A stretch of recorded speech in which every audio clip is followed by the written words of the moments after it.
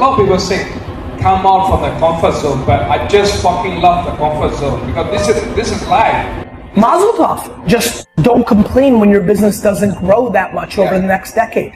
You're not feeding your business. You're feeding yourself. So you're not going to invest as much as properly needed because you want to buy stuff. By the way, mazel tov. Enjoy. You do you. But you better fucking shut up about why am I not growing. You know why you're not growing. You're not feeding it. So to answer your question, why do I do it? Because I love the process more than the other stuff. You love the other stuff more than the process. That's okay. I don't think I'm right. That's just who we are. So I'll probably build billion-dollar companies and you won't. Doesn't mean I'm right.